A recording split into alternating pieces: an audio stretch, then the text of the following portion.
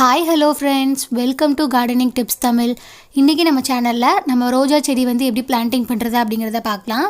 நான் வாங்கின ரோஜா செடி வந்து பார்த்திங்கன்னா நான் நர்சரியில் எதுவும் வாங்கலை, ரோட் சைடில் இந்த மாதிரி வந்து கடை போட்டிருந்தாங்க. ஸோ பார்க்கவே ரொம்ப அழகாக இருந்துச்சு. அதனால் நான் வந்து ரோஜா செடியும் கூடவே ஒரு 2 பூச்செடி வாங்கியிருந்தேன். அதாவது இந்த இட்லி பூ அப்படின்னு சொல்லுவாங்க பார்த்தீங்களா, அந்த செடியும் அதுக்கப்புறம் வந்து பெரிகிரீனா பூ அப்படின்னு சொல்லிட்டு ஒரு பூ செடியும் வந்து வாங்கியிருந்தேன். கூடவே வந்து ஒரு ஒட்டுமாஞ்செடியும் வந்து வாங்கியிருந்தேன். ஒட்டுமாஞ்செடி வந்து உங்களுக்கு பிளான்டிங் பண்ணுறதை நான் ஆல்ரெடி வீடியோ போட்டிருக்கேன். இந்த ரோஜா செடி மட்டும் நான் வந்து பிளான்டிங் பண்ணுறது வந்து உங்களுக்கு இன்னும் வீடியோ போடாமல் இருந்திருந்தேன். இப்போ பார்த்தீங்கன்னா இந்த ரோஜா செடி பாருங்கள் எவ்வளோ அழகாக இருக்குது அப்படின்னு. நல்ல பெரிய செடி தான். அதோட ரேட் வந்து பார்த்திங்கன்னா 250 ரூபான்னு சொல்லியிருந்தாங்க. ஆனால் நாங்கள் 160 ரூபாய்க்கு தான் வந்து வாங்கியிருந்தோம். இங்கே இந்த கடையை பார்த்தீங்கன்னாலே தெரியும் எவ்வளோ பசுமையாக இருக்குது அப்படின்னு. ரோஜா செடியை பார்த்தாலே அவ்வளோ அழகாக இருந்துச்சு. நிறைய செடிங்க இங்கே வச்சுருந்தாங்க. நிறைய பூச்செடி தான் வந்து இங்கே அதிகமாக இருந்துச்சு. அதே மாதிரி மரங்களுமே நிறைய வச்சுருந்தாங்க, தென்னை மரம் அந்த மாதிரியெல்லாம். பார்க்கவே ரொம்பவே சூப்பராக இருந்துச்சு. அதனால தான் அதை அப்படியே வந்து உங்களுக்கு கொஞ்சம் வந்து வீடியோ எடுத்து போட்டிருக்கேன். இந்த ரோஜா செடியை இப்போ நம்ம வந்து பிளான்டிங் பண்ண போகிறோம். ஃபஸ்ட்டு வந்து நம்ம ரோஜா செடி வந்து கடையிலேருந்து வாங்கிட்டு வந்ததுக்கப்புறமா அந்த அன்றைக்கே வந்து பிளான்டிங் பண்ணிட வேணாம். ஒரு 2-3 டேஸ் வந்து நீங்கள் நம்மளுக்கு வந்து தண்ணி செட் ஆகுதா அப்படின்னு சொல்லிட்டு பார்க்கணும். அதனால் ஒரு 2-3 நாள் இல்லைனா ஒரு 1 வீக் வரைக்கும் வீட்டிலே வந்து நீங்கள் தண்ணி ஊற்றி அப்படியே வந்து கொஞ்சம் வந்து இணலாக பார்த்து வச்சுக்கோங்க. அதுக்கப்புறம் வந்து கொஞ்சம் செட் ஆனதுக்கப்புறமா நீங்கள் அதை எடுத்து ஒரு பெரிய ஜாடியிலையோ இல்லைனா வேறு எதுலையாச்சும் வந்து வாளி இந்த மாதிரி ஜாடி எதுலையாவது வந்து நீங்கள் பிளான்டிங் பண்ணிக்கலாம். இப்போ பார்த்தீங்கன்னா நான் வந்து இதுக்கு ஒரு ஜாடி மாதிரி தான் வந்து எடுத்து வச்சுருக்கேன். எப்போவுமே வந்து நம்ம எந்த பிளான்ட் வந்து வைக்கிறதா இருந்தாலுமே ஜாடியில் வந்து நம்ம கீழே வந்து ஹோல்ஸ் போடுவோம். அதே மாதிரி தான் நான் இங்கே வந்து கீழே 4 ஹோல்ஸ் வந்து போட்டிருக்கேன். கண்டிப்பாக வந்து நம்ம போடணும். எந்த செடி வைக்கிறதா இருந்தாலும் கண்டிப்பாக வந்து நம்ம தண்ணி வந்து எக்ஸஸாக வர்றது வந்து வெளியேறணும் இல்லையா, அதுக்காக நம்ம கண்டிப்பாக வந்து போடணும். அதனால் நான் போட்டு வச்சுருக்கேன். இப்போ இதுக்கு வந்து நம்ம மண்கலவை வந்து தயார் பண்ண போகிறோம். மண்கலவை வந்து பார்த்திங்கன்னா நான் என்னென்னலாம் எடுத்து வச்சுருக்கேன் அப்படிங்கிறத பார்க்கலாம். மண்கலவை வந்து ரெடி பண்ணுறதுக்காக நான் வந்து கொஞ்சமாக வந்து செம்மண் எடுத்து வச்சுருக்கேன். நீங்கள் செம்மண்ணே உங்ககிட்ட நிறைய இருந்துச்சு அப்படின்னா நீங்கள் முழுசாகவே மண்ணாக வந்து நீங்கள் செம்மண்ணே யூஸ் பண்ணிக்கலாம். நல்லா வந்து உங்களுக்கு செடி வரும். எங்கள் ஊரில் வந்து செம்மண் வந்து அவ்வளோ கிடைக்காது. ஆனால் கிடைச்சது வந்து நான் அதிகமாக எல்லா செடிக்குமே யூஸ் பண்ணிட்டேன். மிச்சம் இருக்கிறது இவ்வளோ தான். அதனால் நான் கம்மியாக வந்து எடுத்து வச்சுருக்கேன். அதுக்கப்புறம் இது வந்து பார்த்திங்கன்னா வீட்டில் யூஸ் பண்ணுற காய்கறி கழிவுகள் தான். நம்ம டெய்லியும் யூஸ் பண்ணுற காய்கறி கழிவுகளை அப்படியே வந்து நீங்கள் சேர்த்து எடுத்து வச்சு அதை நல்லா வந்து வெயிலில் காய வச்சுட்டு அதை வந்து நீங்கள் வந்து செடிக்கு வந்து யூஸ் பண்ணிக்கலாம். நல்ல உரமாக இருக்கும். இதை வந்து நீங்கள் டெய்லியுமே கூட இந்த மாதிரி நீங்கள் எடுத்து யூஸ் பண்ணிக்கலாம். அதுக்கப்புறம் பாருங்கள், இது வந்து தோட்டத்தில் வந்து சேர்ந்துருக்க இலை, காஞ்ச இலைகள்லாம் இருக்கும் பார்த்திங்களா, அதை தான் வந்து இதை தனியாக வந்து எடுத்து வச்சுருக்கேன். அதையும் வந்து இதோட வந்து நான் சேர்த்துக்க போகிறேன். இந்த இலைங்கெல்லாம் பார்த்திங்கன்னா எங்கள் வீடு தோட்டத்திலே சேர்ந்த இலைங்க தான். எல்லாமே வந்து நல்லா காய வச்சு யூஸ் பண்ணுங்கள். எதையுமே வந்து பச்சையாக யூஸ் பண்ண வேண்டாம். அதுக்கப்புறம் பார்த்திங்கன்னா நம்மளுக்கு தேவையான தோட்ட மண் வந்து நான் இப்போதைக்கு கொஞ்சம் தான் உங்களுக்கு மண் வந்து காமிச்சிருப்பேன். அதுக்கப்புறம் ஃபில் பண்ணுறதுக்காக நான் எக்ஸ்ட்ராவாக வந்து மண்ணை எடுத்துப்பேன். உங்களுக்கு தேவையான அளவுக்கு தோட்ட மண் வந்து எடுத்து வச்சுக்கோங்க. அதுக்கப்புறம் இது பார்த்திங்கன்னா காஞ்ச மாட்டு சாணம் வந்து எடுத்து வச்சுருக்கேன். நம்மளுக்கு கண்டிப்பாக வந்து எந்த செடியாக இருந்தாலுமே தொழு உரம் அப்படிங்கிறது ரொம்பவே முக்கியம். இப்போ நான் அதுக்கு பதிலாக வந்து நான் உங்களுக்கு காஞ்ச சாணம் வந்து நான் எடுத்து வச்சுருக்கேன். நல்லா காஞ்சதாக வந்து யூஸ் பண்ணுங்கள்.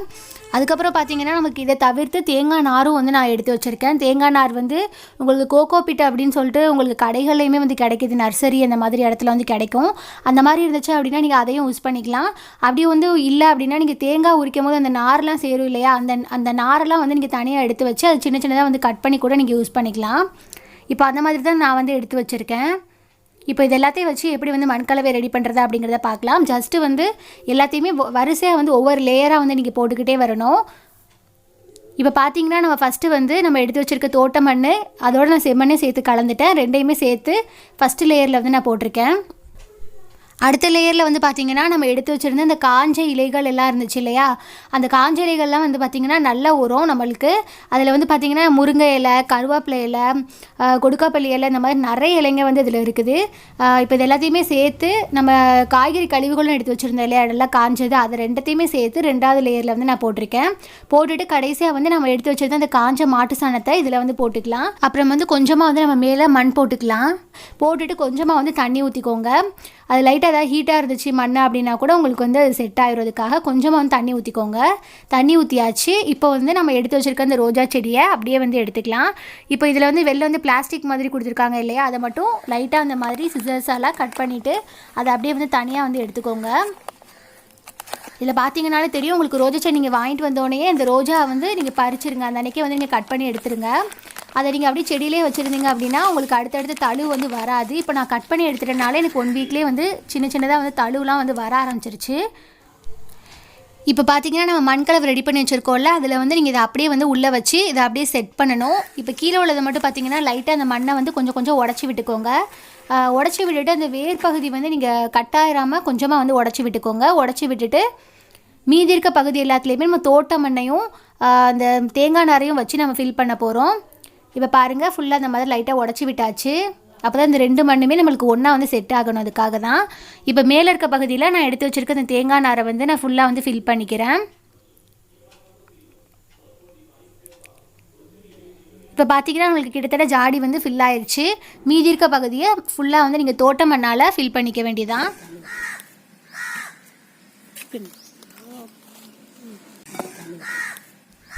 இப்போ பார்த்தீங்கன்னா நம்ம மண் வந்து போட்டாச்சு. அவ்வளோதான் ஃப்ரெண்ட்ஸ். இப்போ நம்ம கடைசியாக நம்ம தண்ணி ஊற்றிடலாம். பார்த்தீங்கன்னா ஃபுல்லாக வந்து நம்ம தண்ணி ஒரு ஜோக்கு ஃபுல்லாக வந்து தண்ணி ஊற்றியாச்சு. ஊற்றிட்டு மேலேருந்து கீழே வரைக்கும் நல்லா இலைகள் ஃபுல்லாக நனையிற மாதிரி நம்ம நல்லா வந்து தெளித்து விட்டுக்கலாம். அவ்வளோதான் ஃப்ரெண்ட்ஸ், நம்மளுக்கு ரோஜா செடி சூப்பராக வந்து நம்ம பிளான்டிங் பண்ணி முடிச்சாச்சு. இதை வந்து நீங்கள் என்ன பண்ணணும் அப்படின்னா, இப்போ தான் நம்ம வச்சுருக்கோம் இல்லையா, அதனால் நம்ம செடி வச்சதோடையே நீங்கள் டேரெக்டாக வந்து நீங்கள் இதை வெயிலில் வந்து வச்சிடக்கூடாது. ஒரு இதே மாதிரி தான் ஒரு 1 வீக் வந்து நீங்கள் கொஞ்சம் இனலாக வச்சு நம்மளுக்கு அந்த ரோஜா செடி வந்து கொஞ்சம் நம்மளுக்கு இம்ப்ரூவ்மெண்ட் ஆகுற மாதிரி தெரியும் இல்லையா, அந்த டைமில் தான் நீங்கள் வந்து நல்லா வந்து வெயிலில் வைக்கணும். அதுக்கப்புறம் நீங்கள் கம்ப்ளீட்டாக வந்து நல்ல வெயிலில் வச்சுக்கலாம். முக்கியமாக வந்து ரோஜா செடிக்கு நம்மளுக்கு காலை வெயில் தான் வந்து ரொம்ப ரொம்ப முக்கியம். அதனால் காலையில் வந்து நீங்கள் நல்ல வெயில் படுற இடமா பார்த்து நீங்கள் வந்து வைக்கணும். சம்மர் மாதிரியான சீசன்லாம் வந்துச்சு அப்படின்னா ரொம்ப அதிகப்படியான வெயில் இருக்கும் இல்லையா, அப்போ அந்த மாதிரி டைம்லலாம் வந்து மேலே வந்து நீங்கள் துணி மாதிரி போட்டுக்கோங்க. இல்லைனா கொஞ்சம் வந்து நீங்கள் பகல் டைம் மட்டும் கொஞ்சம் இணலில் வந்து எடுத்து வச்சுக்கோங்க. இல்லைனா முழுசாக வந்து கருகிரும். மற்றபடி இதுக்கு வந்து நீங்கள் மார்னிங் சன்லைட் தான் வந்து இதுக்கு ரொம்ப ரொம்ப முக்கியம். அதனால் நீங்கள் காலை வெயில் படுற மாதிரி இடத்துல நல்லா வந்து படுற மாதிரி இடத்துல வந்து நீங்கள் வைங்க. உங்களுக்கு சூப்பராக வந்து ரோஜா செடி வந்து முளைக்கும். அப்புறம் வந்து பார்த்தீங்கன்னா நம்ம ரோஜா செடி வாங்கும் போதே வந்து ஒரு விஷயத்தை கவனித்து வந்து நீங்கள் வாங்கணும். அந்த இலைகள் வந்து பாருங்கள் 5 இலைகள் வந்து இருக்க மாதிரி இருக்குது இல்லையா, இந்த மாதிரி 5 இலை இல்லைனா 3 இலை இருக்க மாதிரியான செடி இருந்துச்சு அப்படின்னா நீங்கள் அதை பார்த்து வாங்குங்க. 7 இலைகள் இருக்க மாதிரியான செடிகளும் வந்து இருக்குது. அந்த மாதிரி செடிகள் வந்து நீங்கள் வாங்க வேண்டாம். ஏன்னா 7 இலை செடிகள் வந்து அதிகமாக வந்து பூக்கள் பூக்கிறது இல்லை அப்படின்னு சொல்லிட்டு நிறைய பேர் வந்து சொல்லியிருப்பாங்க. அப்புறம் வந்து இந்த ரோஜா செடிக்கு நீங்கள் டெய்லியும் வந்து இந்த காய்கறி வேஸ்ட்டு, இந்த அரிசி கழுவுன தண்ணி, இந்த மாதிரி நீங்கள் எந்த உரம் வேணாலும் நீங்கள் போட்டுக்கலாம். ஆனால் முக்கியமாக வந்து நான் ஒரு உரம் வந்து உங்களுக்கு ஏற்கனவே நம்ம சேனல் நம்ம போட்டிருப்போம் ஒரு வீடியோ, பச்சை வாழைப்பழ தோல் வச்சு உங்களுக்கு ஒரு உரம் வந்து செஞ்சு காமிச்சிருந்திருப்பேன். அந்த உரத்தை நீங்கள் 10 நாளைக்கு 1 டைம் வந்து நீங்கள் ஊற்றிட்டு வரலாம். அது ரோஜா செடிக்கு ரொம்ப ரொம்ப நல்ல உரம். உங்களுக்கு நிறைய பூக்கள் வந்து பூக்கும். நான் ஏற்கனவே வீடியோ போட்டிருப்பேன். அதை நீங்கள் பார்க்கல அப்படின்னா உங்களுக்கு டிஸ்கிரிப்ஷன் பாக்ஸ்லேயே லிங்க் கொடுக்குறேன், மேலே ஐகார்ட்லேயும் உங்களுக்கு லிங்க் வந்து கொடுக்குறேன். கண்டிப்பாக நீங்கள் பார்த்துக்கோங்க. இப்போ 3 வாரம் கழித்து நம்மளுக்கு செடி எப்படி வளர்ந்துருக்கு அப்படிங்கிறத பார்க்கலாம்.